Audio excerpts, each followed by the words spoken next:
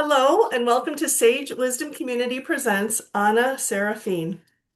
Anna is a transformational healer, spiritual mentor, and the originator of integrated soul healing, a multidimensional healing modality received through direct spiritual transmission in 2011. For more than 2 decades, she's guided individuals from those beginning their spiritual awakening to experienced healers, teachers, and practitioners through profound inner transformation by helping them identify where they are on their soul's journey and clearing the energetic patterns, attachments, and entanglements that keep them from moving forward.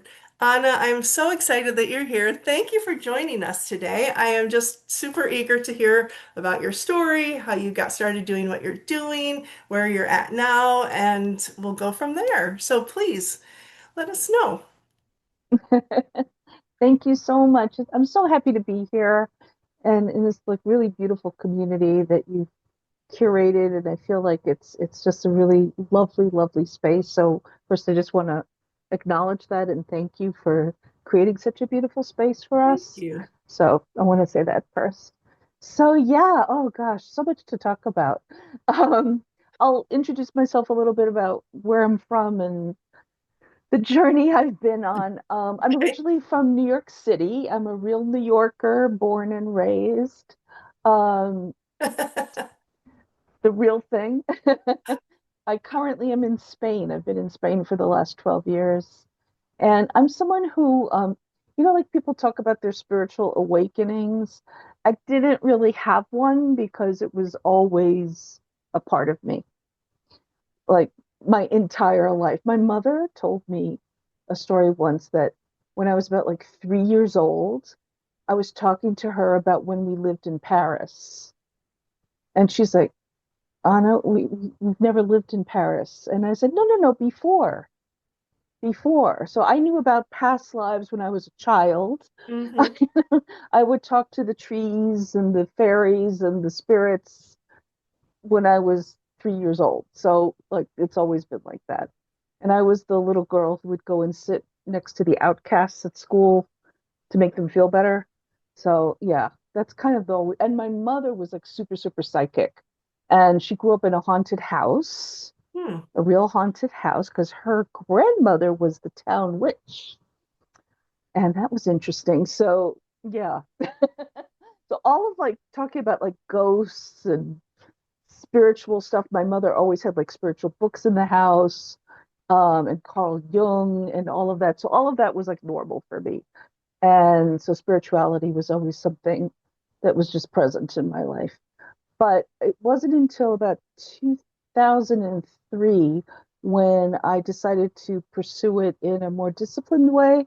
And that was through the study of feng shui, which gave me, it taught me well, it taught me about a lot of stuff because what I realized later was that I was actually studying shamanic feng shui, although they didn't call it that. And that's where I was sort of learning about a lot of shamanic techniques, including clearing energies. And I realized in the program that I was really, really good at doing clear space clearing and that it was fun. Like everybody else was scared. And I was like, oh, this is cool. So I would just go into these spaces and, we would do it as a group to clear energies because we were learning how to do it. But I think the thing that really had the biggest impact on me was we had learned like an Archangel Michael empowerment to remove entities and things like that. And during one of our field trips, I had picked something up. I the next day I had a migraine and I had this pressure on my shoulders and my back, and I was just feeling like fuzzy headed. And I said to myself, did I pick something up from there? And I didn't really, I don't want to say believe in, but I always thought of like archangels as sort of something to do with Christianity and all of that. But I was like, you know what? I'm going to try this. I'm going to check this Archangel Michael out. Let's see. So I asked him to please remove any entities that were attached to me. And I felt this. like literally something being removed from my neck and my back and my shoulders, my head. I could feel like the pressure removing, and all of a sudden my head was clear, my Mm. migraine was gone, and I went, oh, okay, this is real. Yeah, I'll never forget that. And it was shortly after that that I started channeling. I realized that I was a channel, and I would do it with automatic writing. But at the time, I didn't know what I was doing. I do want to talk about that in a bit. Because I was channeling any old thing that was coming through. And then I was introduced to a spiritual healer who became my Reiki master and my mentor. And that's when I started learning about ascension. And then later I had an ascent, and I was attuned to Reiki. And then I had an ascension teacher where I learned all of these techniques. And then at the time I was doing feng shui consultations and intuitive readings for people. Um, and then one day I was supposed to do this intuitive reading for this couple. And I said to them, I have a feeling we're going to be doing something different today. And they were like, yeah, we do too. And that was the day that integrated soul healing was just channeled into me because I spent the next 2 or so hours with them clearing. Like I didn't even know what I was doing. It just was just, oh, I'm doing this. And afterwards, they said, that was one of the most powerful healings we've ever received. This is your life's work. You need to be doing this every single day. I'm Wow. like, well, what do I call it? And they're like, you'll know, you'll know. And a week later, I was walking down the street in Chelsea, name dropped in, integrated soul healing. Boom. I was like, ah, that's what it is. And that was in January of 2011. Wow. Okay. So I've been doing that since then. And since then, it's just evolved. And I didn't realize at the time the shamanic aspect to it. I didn't consider myself a shaman, but it was over time that I realized, oh, this is actually what I'm doing. Okay. So it's been an evolution. It's been an It sounds evolution. like an incredible journey. For sure. Before we touch back, there's like I've been jotting notes. That's why I keep looking down because I'm like, oh, I'm going Awesome. to ask more about this. But like, how did you find yourself in Spain? How did you go from New York to Spain? That's a story. Okay, so I used to be an English teacher, and English as a second language teacher.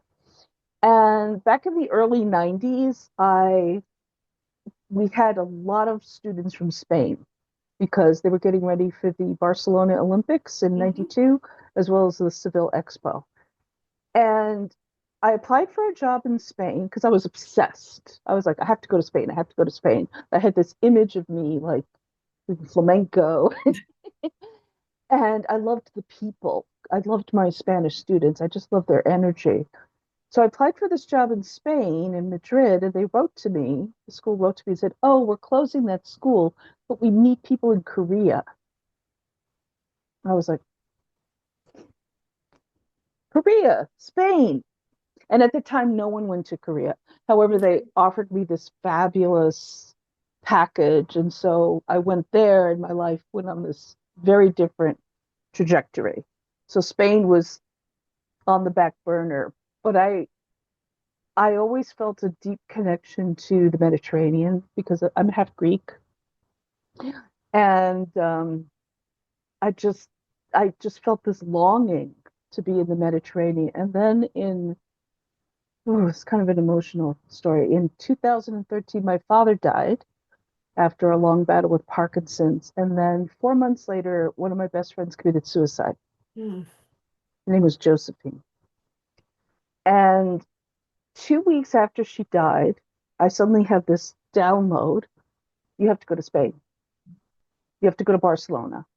It was just, that's what you're doing. And I knew I was going to be leaving because I knew I was going to have some money and I needed to change my life because I was so burned out from both teaching and taking care of my father, and just I was very, very burned out, and I just couldn't do it anymore. Um, so everything sort of fell into place. And I remember at my friend's memorial, I met her cousin who's psychic, and I said, I'm getting this message that I need to go to Spain. She goes, yep. And I went to like several psychics, totally unrelated. They're all like, yep, yep, you have to go. You have to go. I'm like, yeah, no, it's right. So I organized myself, everything I needed, the time off from work, the money I needed. I joined meetup.com and I joined a Reiki meetup. So before I went before I went to Spain, to Barcelona, on what would have been my friend Josephine's birthday, something told me to look up cocktail bars named Josephine in Barcelona, which I was like, okay, because she would come to my house and we would have cocktails. And sure enough, there was a place named Josephine in Barcelona, which is it's not a Catalan or a Spanish name. So I was like, Josephine, when I get to Barcelona, I'm going to go there and I'm going to have a drink in your honor. So I get to Barcelona. I'm in the meetup group. I get invited to a meetup. So I'm like, great. I'm looking for the venue. I find it right next door to the Josephine bar. Wow. And I was like, I'm supposed to be here. So I go there, meet the organizer, and she invited me to a food festival the next day. And I was like, great. I show up, I meet her, and she's with another woman. She goes, "Oh, Anna, this is Mitzi. She's from New York too. I thought you two should meet." So Mitzi's like, "Yeah, I came here 26 years ago and I'm still here. Never left."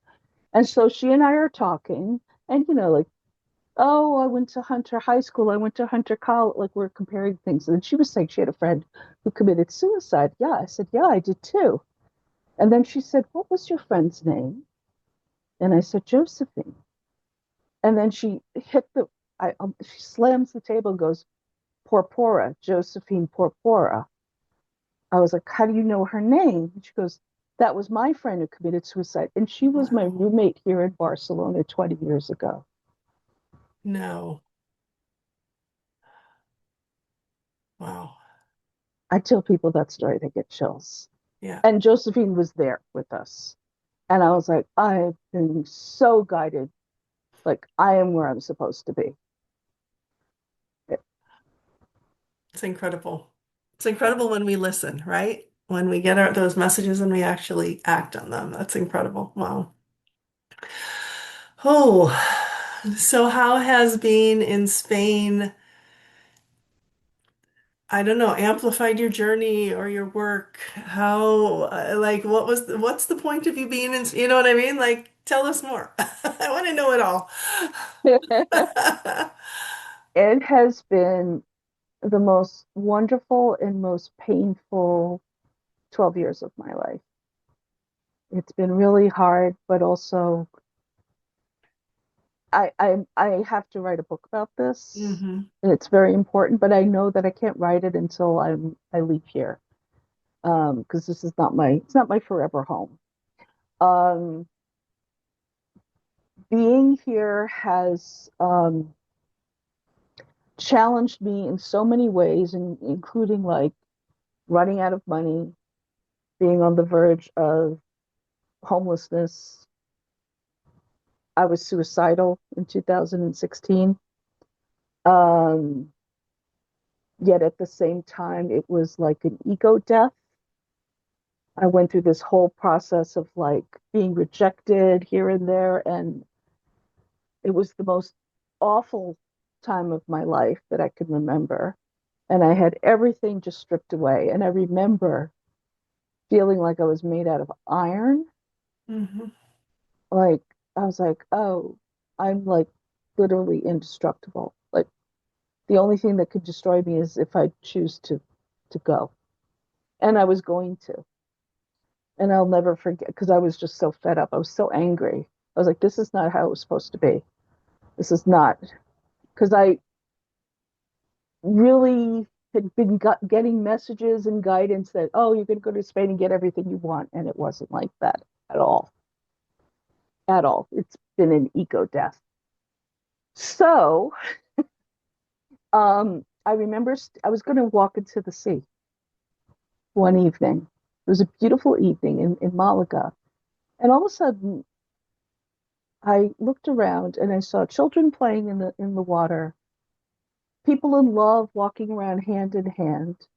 The sun was setting. It was a beautiful evening. And I was like, I love being alive. I love the earth. I don't want to leave. I just want my situation to change. And I'm like, okay. And I just, all of a sudden, my heart just went, Wow. it exploded. It was just filled with love. And that night, I was like, I need to get out of here. And when I closed my eyes, I kept seeing a map of Spain and I kept seeing Seville. So I took the last of my money and I booked a one-way train ticket to Seville and 3 nights in an Airbnb because it was super cheap because nobody wants to go to Seville in August because it's so hot. And the second I made that decision, all of a sudden, opportunities started to come to me. Wow. Like people like, oh, do you need a job? Oh, do you need a place to live? Hmm. Oh, do you need this? It just, everything I needed came to me. And it was another huge lesson. Right? I mean, people had been telling me, oh, you should go back there, you should go do this. Everybody was telling me what to do. And I was like, no, that all feels wrong. I have to listen to what feels right, even if it makes no sense. And so that was another huge, huge lesson. It's It's incredible. just been like ego death after ego death after ego death, Hmm. including going through my second Saturn return while living on my Saturn line in Valencia. That was fun.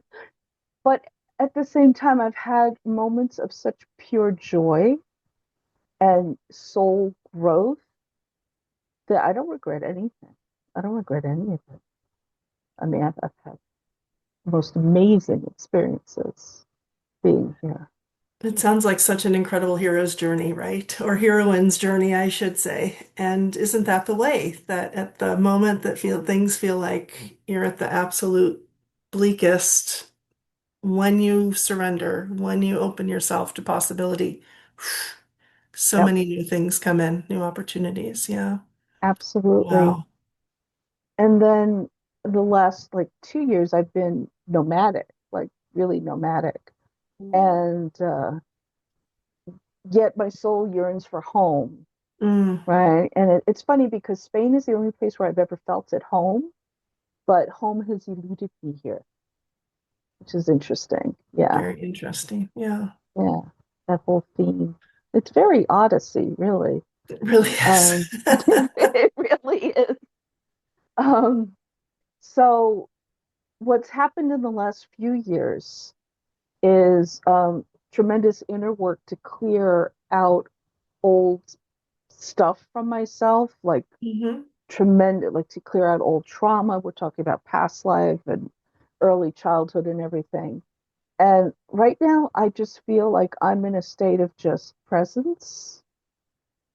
And like people who know me very well are like, yeah, you've changed tremendously. Like I just feel like, and going through menopause too. That was, like,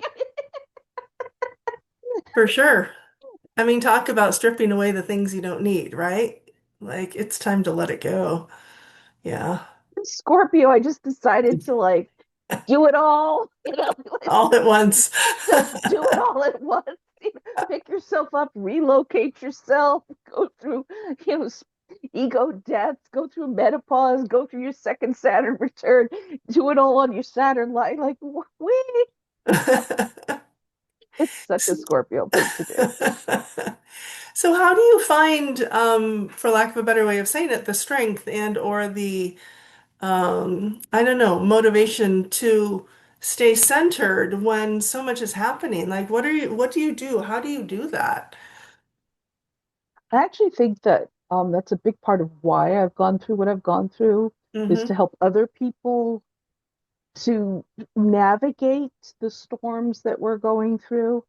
Yeah. Because we're going through unstable times, and it's going to continue to be that way. And clinging to the old, right, attaching to what has been is not helpful for people. So the ability to let go and to practice non-attachment, I think, is essential. And also the ability to trust and to trust your inner guidance, your discernment. It's that we all have our inner compasses. The problem is most people, I think not the people in this group, but most people don't know how to listen to that. They don't trust it, right? They only trust, what's Mm-hmm. logical. But we know inside of ourselves, we know in our souls what's right for us. And the thing is also that it's not always the thing that makes logical sense. So the ability to sort of surrender, to be in a state of surrender, it's an interesting balance, I think, to surrender, yet not give away your power. It's it's a dance. It's a little bit of a dance, I think, because we have to be in our personal power. We're sovereign beings, right? We get to decide, but there's also this whole other element, the spiritual element of like uh, we made soul agreements before we came in that we have to honor, and we may not realize it until we're actually in the situation, and we have to be like, okay, okay. But I think practicing presence and being able to be in the now and not attached to the past or to what we think we want in the future is absolutely, absolutely vital. Yeah.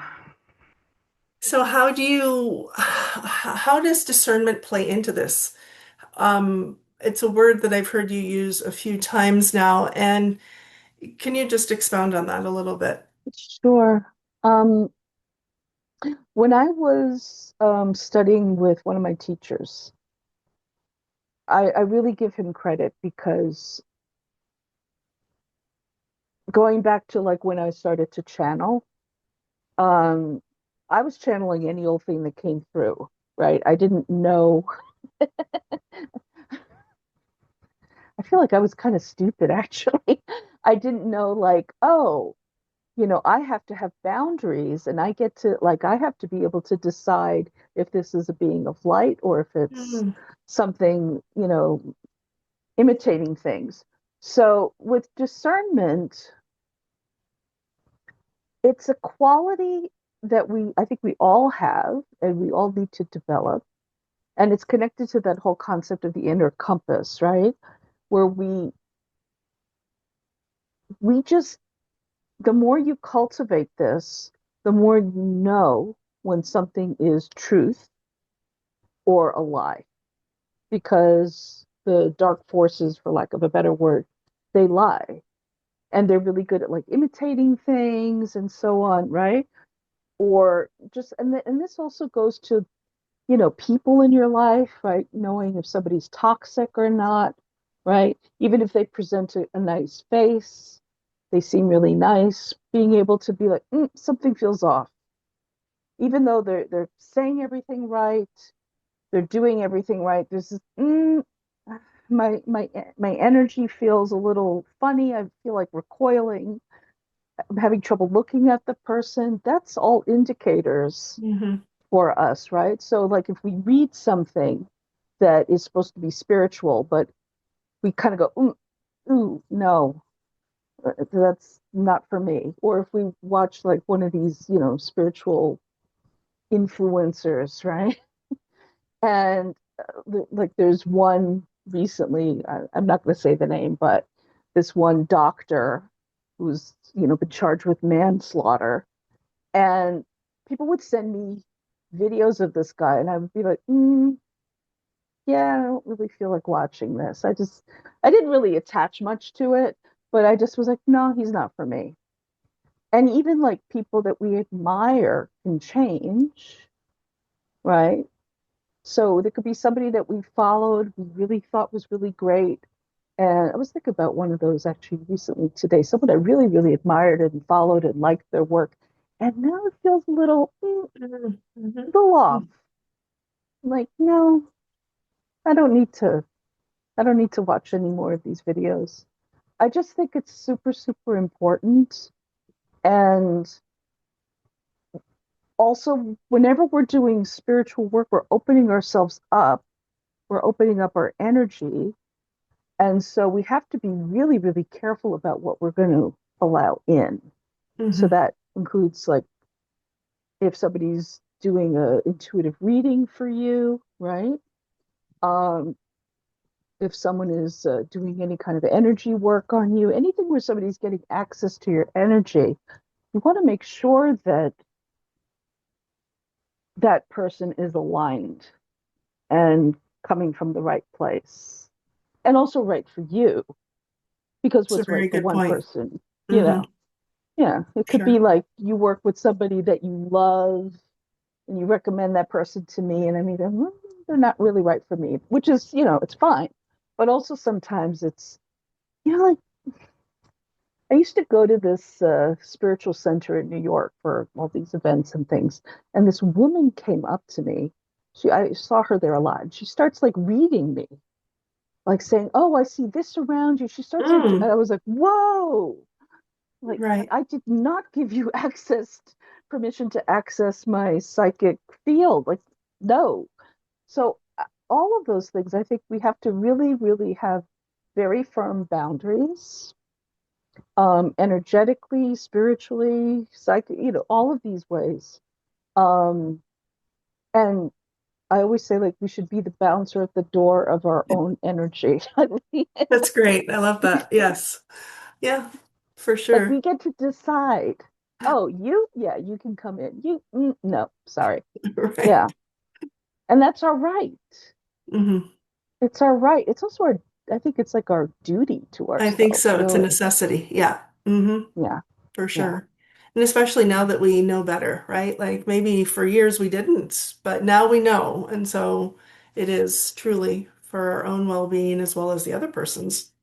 Exactly. Yeah. And Hmm. the more, we do our work on ourselves, I think the more our discernment becomes refined, right? Because we start to know our souls even more deeply, right? Yeah. We start to um really know who we are the more work we do, right? And so we'll, that muscle, for I guess we could call it a muscle, right? Sure.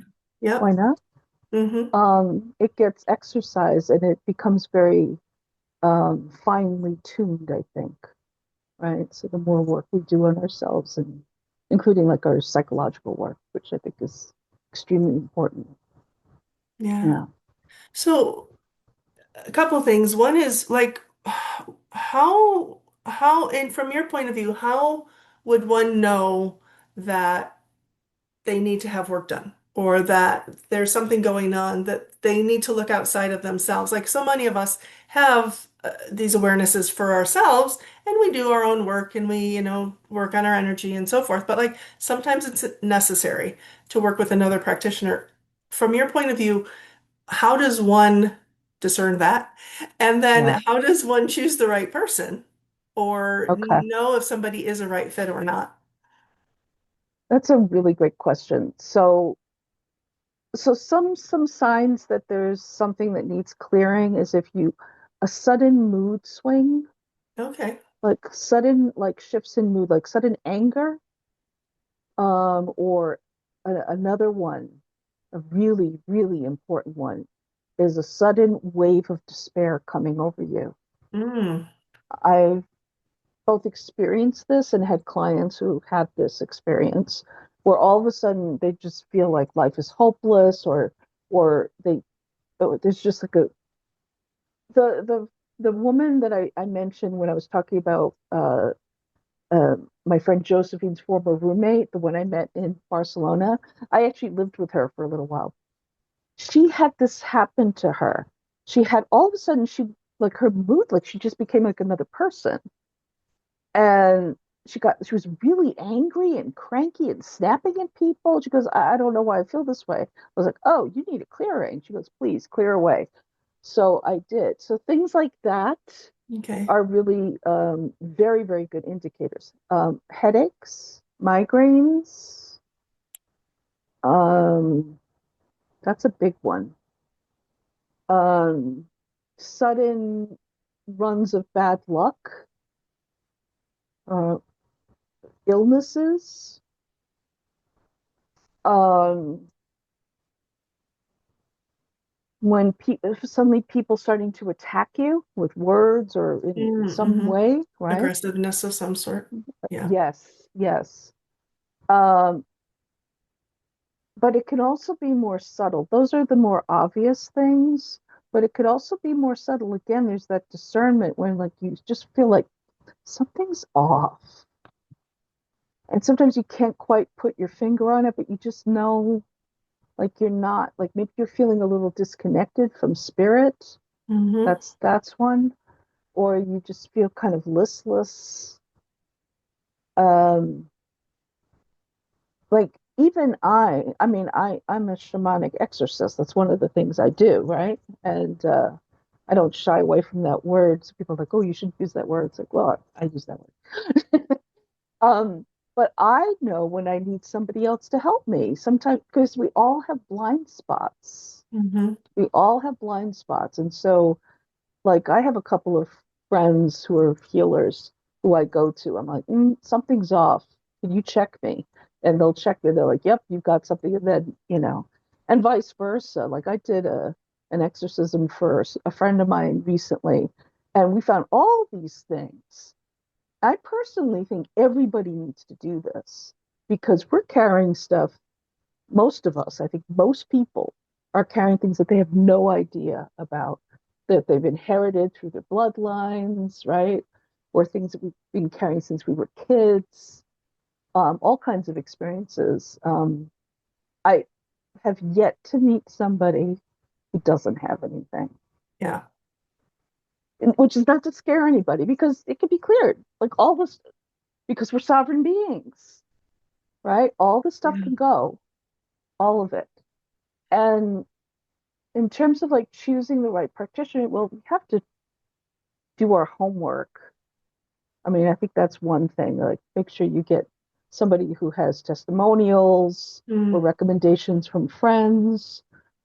I had a couple of clients who just randomly found somebody on the internet to do some work, and it was not a good idea. Like, I wouldn't suggest just randomly picking someone unless you feel it like that's the person for me, Okay. Mm-hmm. right? Because again, like we have to trust that, Yeah. right? Good check. But Yeah. if exactly, like I've had people come to me who are like, Spirit brought me to me. I don't know how I found you, but I saw you and I was like, oh, that's the person. So trust that, but at the same time, don't just pick somebody at random without checking in with yourself and seeing does it. You could even use a pendulum. Yeah. Like I'm big on that. You know, is this the right person for me? Yes or no? Right? Sure. Should I book a session with so and so? Yes, no. You know? Yeah. It's one um, piece of data, right? That's one. Yeah. yeah, yeah. Mhm. So is this what you use your integrated soul healing for? Is when somebody comes to you for this sort of thing, for an exorcism, a clearing? Is that the basis of that work? Um, it's very multi-layered, multi-dimensional work that can be completely different every single time I do it. I have this Okay, one way that I start working with people is with doing an exorcism and then followed by an integrated soul healing session. I So see. it clears the we get a baseline, right? By doing the exorcism first, it gets rid of everything, all the interference permanently, and then we do the integrated soul healing session. And my sessions are really long, like What? minimum 3 hours. Okay. Hmm. I've done 6 hour sessions with a few people Wow. occasionally. I don't do And time. can they be done from a distance, or do you have to be Yeah, with you? Yeah. no, no, no. I Okay. do everything online. Okay. And and basically what we do is the first part of the session, we just talk. And I just hold the space and we just and people say it's kind of like therapy, but I can't call it that. It could be anywhere from 30 minutes to 90 minutes. We just talk about whatever. And I like to give people the space to just be heard in a space of just neutrality and unconditional love. And as they talk, energies are moving. In fact, like when they book the session, things already are happening immediately. Um, Most people tell me that they notice some things happening. And so my guides and my spirits are like working with the person already. So when we're talking, things are happening. Clearing could be happening. I'll be getting insights. Um, all kinds of things can happen during that. And then we take a little break and then we go on a journey, a shamanic journey. Okay. And that goes as long as it goes. But the way I work is different from a traditional shaman. Traditionally, a shaman's just going to be there with the drum, silent, right? That's not how I work. You could tell I'm not very silent. Um, I'm very language driven. So basically, what I do is I narrate what I see, Okay. and the person can talk to me. And so during that, there could be like psychic surgery. There could be, cord cutting. I could be shown things from past lives. I could be shown things from the the bloodline. We could we journey deep into the subconscious often to find out the root of like why this has been happening, whatever issue they're working on. Um, and also in a session, there can be energetic attunements, upgrades, expansion. So it's a combination of like clearing out all the old stuff that is not serving you, and then bringing you into alignment with where your soul is guiding you, because your soul's up here saying, come here, this is where we want to Right. be. And all this other stuff is like keeping you down, so we get rid of this stuff and then we get you step by step, right, closer and as close as possible to where your soul is guiding you to be. Wow. It's So beautiful. that's how I work. I And I love it. it's I love it incredible. It's just so incredible. much. And I love the fact that you're doing all the parts and it's integrating, you know. So how many times would somebody need to work with you in that sort of capacity? I'm like leaning in these days to being a support for people. Okay. So like I have like one client who's been with me for now over a year and a half, and she's been working with me like every 2 weeks, Okay. and Hmm. it's helping her navigate a time of profound change in her life.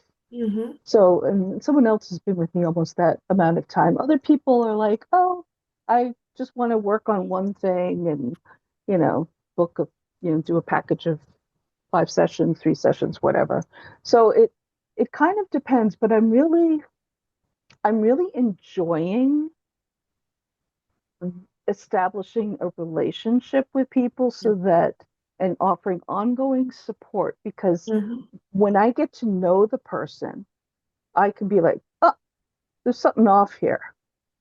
We need to do an exorcism. We need to check you for this. This Wow. happens all the time. Or, you know, oh, this is related to something we did before, because everything's in a spiral. Of course. Yeah. So I'm really definitely leaning more towards working with people over time because I personally enjoy it more. And I feel like it's a way that I can offer my gifts that in the way that's most aligned. Yeah. Mm.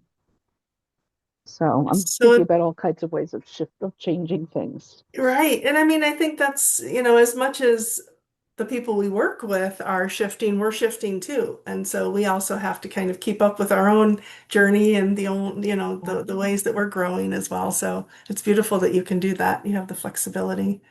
I Yeah. love it. So if I love it. somebody wanted to work with you, how would they find you? Well, they can find me on my link tree, which has all my links, which is Linktree. There's like a dot there in the weirdest place, right? Slash Anna Pavlakis, which is the name I had it under. So it's ANNAPAV, like Victor, LAKIS. I'm on Facebook. I'm on Instagram. I'm on LinkedIn, but I've sort of been taking a LinkedIn break. Technically, I'm on Twitter or whatever they call it now. And I have a YouTube channel, X. Oh, what's the name of your YouTube channel? Integrated Soul Healing. Okay, great. Yeah. Wonderful. Um, so yeah, you can find me on Messenger, Facebook, email. Yeah. And but Linktree has all my links, including my website. Everything is kind of undergoing a revision, but right now, Sure. yeah, yeah, that's where the way people can find me.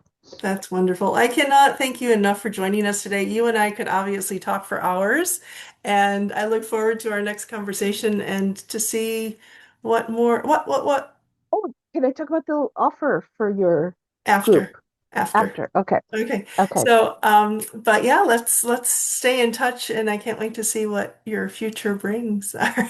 Thank So, you. This has been so thank you wonderful. Thank you so for creating this much. space. You're very, very welcome.